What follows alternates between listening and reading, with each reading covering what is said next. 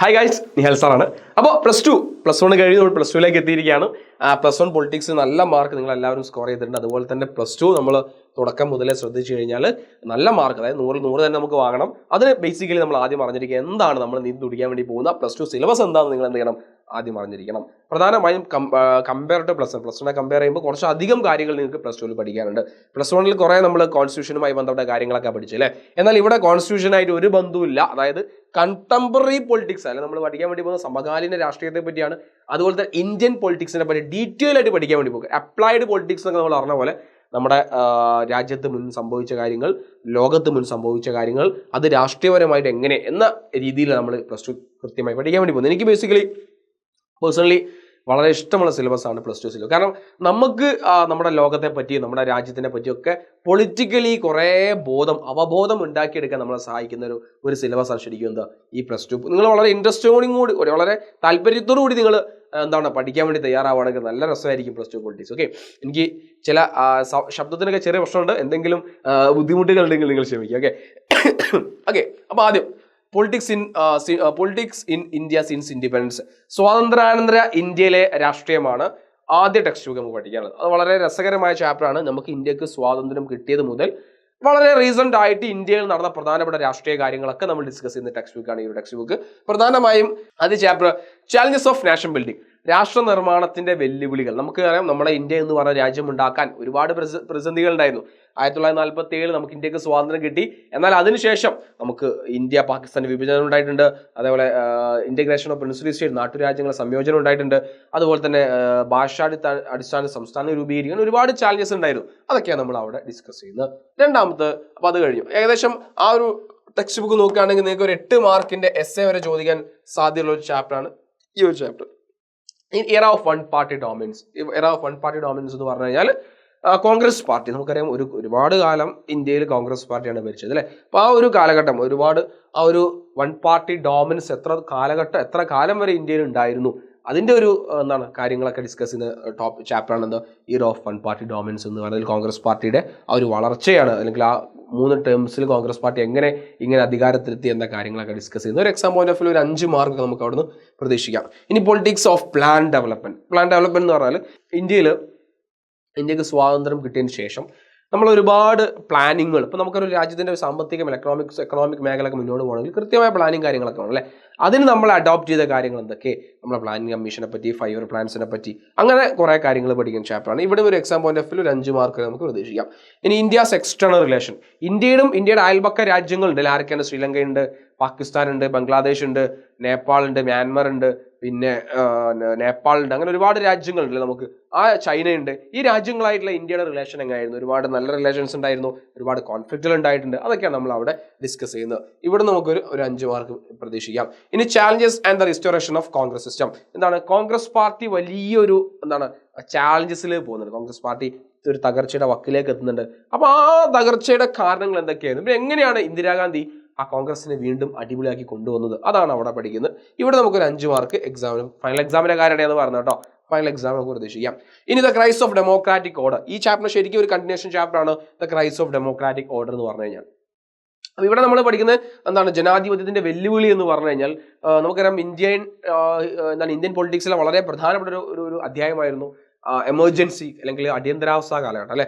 വലിയ രാഷ്ട്രീയ കോലാഹലങ്ങളൊക്കെ ഉണ്ടാക്കിയ കാലഘട്ടമായിരുന്നു ഈ അടിയന്തരാവസ്ഥ. അപ്പോൾ നിങ്ങൾ പലപ്പോഴും കേട്ടിട്ടുണ്ടാവും, ഇന്ദിരാഗാന്ധി അടിയന്തരാവസ്ഥ പ്രഖ്യാപിച്ചു, നമ്മുടെ മൗലിക അവകാശങ്ങളൊക്കെ ഗവൺമെന്റ് തിരിച്ചെടുക്കുന്ന രീതിയിലൊക്കെ പോയിട്ടുണ്ട് അല്ലേ. അപ്പോൾ അതൊക്കെയാണ് നമ്മൾ ഡീറ്റെയിൽ ഡിസ്കസ് ചെയ്യുന്ന ചാപ്റ്ററാണ് the crisis of democratic order എന്ന് പറയുന്നത്. ഇത് എക്സാം പോയിന്റ് ഓഫ് വ്യൂ നമുക്ക് 8 മാർക്ക് എസ്സേ വരെ പ്രതീക്ഷിക്കാവുന്ന ഒരു ചാപ്റ്ററാണ്.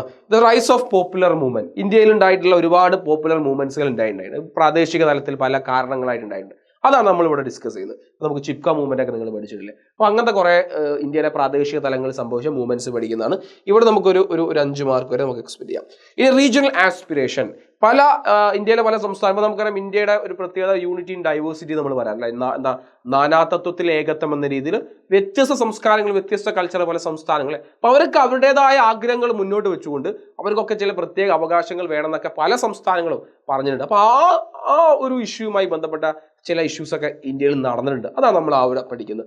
പിന്നെ വളരെ റീസെന്റ് ആയിട്ട് ഇന്ത്യൻ പൊളിറ്റിക്കൽ സംഭവിച്ച പ്രധാനപ്പെട്ട കാര്യങ്ങളാണ് ഏറ്റവും അവസാന ചാപ്റ്റർ. ഇവിടെ നമുക്കൊരു ഒരു 5 ഇവിടെ നമുക്ക് എന്ത് ചെയ്യാം പ്രതീക്ഷിക്കും. ഓക്കെ, ഒക്കെ വളരെ പ്രധാനപ്പെട്ട ചാപ്റ്റേഴ്സ് ആണ്. വളരെ രസകരമായിട്ട് ഇന്ത്യൻ രാഷ്ട്രീയത്തിലെ A to Z കാര്യങ്ങൾ ആഫ്റ്റർ ഇൻഡിപെൻഡൻസ് ഡിസ്കസ് ചെയ്യുന്ന ഒരു ടെക്സ്റ്റ് ബുക്കാണ് എന്ത് politics in India since independence എന്ന് പറയുന്നത്. ഇനി പാർട്ട് ബിയിലേക്ക് വരികയാണെങ്കിൽ കണ്ടംപററി വേൾഡ് പോലും അല്ലെങ്കിൽ സമകാലീന ലോക രാഷ്ട്രീയം എന്ന ടെക്സ്റ്റ് ബുക്കിൽ നമ്മൾ എത്തും. ഇവിടെ നമുക്ക് 9 ചാപ്റ്റേഴ്സ് പഠിക്കണം. ഇവിടെയും 9 ചാപ്റ്റർ, ഇവിടെ ടോട്ടൽ 18 ചാപ്റ്റേഴ്സ് ആണ് നിങ്ങൾക്ക് ഉള്ളത്. ഇവിടെ ദ ഇയർ ഓഫ് കോൾഡ് വാർ ആണ് ആദ്യം നിങ്ങൾക്ക് പഠിക്കാനുള്ളത്. ദ ഇയർ ഓഫ് കോൾഡ് വാർ എന്ന് പറഞ്ഞു കഴിഞ്ഞാൽ എന്താണ് കോൾഡ് വാർ? നമുക്കറിയാം ആഫ്റ്റർ സെക്കൻഡ് വേൾഡ് വാറിന് ശേഷം ലോകം 2 ശക്തിയായി മാറാം, USA-യും USSR-ഉം അല്ലേ. അങ്ങനെ ഇവർക്കിടയിൽ ഉണ്ടായിരുന്ന ആ ഒരു സംഭവത്തെ നമ്മൾ കോൾഡ് വാർ അല്ലേ, ആ ഒരു കാലഘട്ടത്തെ പറ്റി ഡീറ്റെയിൽ ആയിട്ട് ഡിസ്കസ് ചെയ്യുന്നതാണ് ഇവിടെ. രണ്ടാമത്തെ ചാപ്റ്റർ അതിന്റെ കണ്ടിന്യൂഷൻ തന്നെയാണ്, എൻഡ് ഓഫ് ബൈപോളാരിറ്റി. ഈ പറയപ്പെടുന്ന ബൈപോളാർ വേൾഡ്, USA-യും USSR-ഉം ലീഡ് ചെയ്യുന്ന ബൈപോളാർ വേൾഡ് എങ്ങനെ എൻഡ് ചെയ്യാണ്. നമുക്കറിയാം എങ്ങനെ എൻഡ് ചെയ്തത്. അത് USSR എന്ന് പറയുന്ന സോവിയറ്റ് യൂണിയന്റെ തകർച്ചയാണ് അല്ലെ. ആ സോവിയറ്റ് യൂണിയന്റെ തകർച്ചയെ വളരെ ഡീറ്റെയിൽ ആയി ഡിസ്കസ് ചെയ്യുന്ന ടോപ്പിക്കാണ്. അതിനുശേഷം മൂന്നാമത്തെ US ഹെജുമണി, അതിന്റെ കണ്ടിന്യൂഷൻ തന്നെയാണ്. അങ്ങനെ ഈ USSR തകർന്നപ്പോൾ US വലിയ ഒരു ഹെജുമണി ആയിട്ട് എന്താണ് മേധാവിത്വമായിട്ട് US മേധാവിത്വത്തിലേക്ക് പോവാണ്. അതാണ് മൂന്നാമത്തത്. അമേരിക്ക എങ്ങനെയാണ് ഇന്ന് ലോകത്തിലെ ഏറ്റവും മേധാവിത്വ രാഷ്ട്രമായി മാറിയത്, അമേരിക്കയെ മേധാവിത്വത്തിന് ആക്കം കൂടുന്ന ശക്തി കൂടുന്ന കാര്യങ്ങൾ എന്തൊക്കെയെന്നൊക്കെ നമ്മൾ ഡിസ്കസ് ചെയ്യുന്നത്. അതിനുശേഷം കണ്ടംപററി സെന്റർ ഓഫ് പവർ. അപ്പൊ നമുക്കറിയാം ഇവിടെ അമേരിക്ക വലിയ ശക്തിയായി മാറി വരിക അല്ലെ. അപ്പൊ അങ്ങനെ അമേരിക്കയെ മാത്രം മുൻനിർത്തിയാൽ പോരല്ലോ, അമേരിക്ക വലിയ ശക്തിയായി കഴിഞ്ഞാൽ ബാക്കിയുള്ളവരൊക്കെ അവരുടെ കീഴിൽ നിൽക്കേണ്ടി വരും അല്ലെ. അപ്പൊ ആ അമേരിക്കയോളം കിടപിടിക്കാൻ വേണ്ടിയിട്ട് ലോകത്ത് ഉയർന്ന ഒരുപാട് ശക്തികളുണ്ട്. യൂറോപ്യൻ യൂണിയൻ ഉണ്ട്, അങ്ങനെ ഒരുപാട് കാര്യങ്ങളുണ്ട്. അതൊക്കെ നമ്മൾ അവിടെ ഡിസ്കസ് ചെയ്യുന്നത്. ഇനി പിന്നെ നമ്മൾ നേരെ സൗത്ത് ഏഷ്യയിലേക്ക് വരുന്ന കണ്ടംപററി സൗത്ത് ഏഷ്യയിൽ നടക്കുന്ന കാര്യങ്ങളൊക്കെയാണ് അവിടെ ഡിസ്കസ് ചെയ്യുന്നത്. ഇന്റർനാഷണൽ ഓർഗനൈസേഷൻ നമ്മൾ പ്രധാനമായും അന്താരാഷ്ട്ര സംഘടനകളെ പറ്റിയാണ്. ഏതാ ശരിക്കും ഒരു അന്താരാഷ്ട്ര സംഘടന എന്ന് പറഞ്ഞാൽ UN, ഐക്യരാഷ്ട്ര സംഘടന അല്ലെ. അപ്പൊ ഐക്യരാഷ്ട്ര സംഘടനയെ പറ്റി വളരെ ഡീറ്റെയിൽ ആയി ഡിസ്കസ് ചെയ്യുന്ന ചാപ്റ്ററാണ് ഇന്റർനാഷണൽ ഓർഗനൈസേഷൻ. അതിനുശേഷം security in the contemporary world. ഇപ്പോൾ നമ്മൾ പലപ്പോഴും ഡിസ്കസ് ചെയ്യുന്ന ഒരു കാര്യമാണ്, ഒരു രാജ്യത്തിന്റെ സെക്യൂരിറ്റിക്ക് ഈ ഒരു കാര്യം ത്രട്ടനാണ്, ഇത് രാജ്യത്തിന്റെ സുരക്ഷയെ ബാധിക്കുന്നത്. അപ്പൊ എന്താണ് ഈ സെക്യൂരിറ്റി, എന്താണ് മുന്നത്തെ കാലത്തെയും ഈ കാലഘട്ടത്തിലെയും സെക്യൂരിറ്റി ത്രട്ടൻ ഓരോ രാജ്യത്തിന്റെയും, അങ്ങനത്തെ കുറെ കാര്യങ്ങൾ ഡിസ്കസ് ചെയ്ത ടോപ്പിക്കാണ്. പിന്നെ എൻവയോൺമെന്റൽ നാച്ചുറൽ റിസോഴ്സ്, അത് നമ്മൾ വീണ്ടും നമ്മുടെ പ്രകൃതിപരമായിട്ടുള്ള നാച്ചുറൽ എൻവയോൺമെന്റുമായുള്ള എൻവയോൺമെന്റ് കൺസർവേഷനുമായി ബന്ധപ്പെട്ട ലോകത്ത് നടന്ന മൂവ്മെന്റ്സ് ഒക്കെ ഡിസ്കസ് ചെയ്യുന്നതാണ്. ഏറ്റവും അവസാനമായിട്ട് നമുക്കറിയാം ലോകത്ത് വലിയ ഒരു ഇൻഫ്ലുവൻസ് കൊണ്ടുവന്ന സംഭവമാണ് ഗ്ലോബലൈസേഷൻ.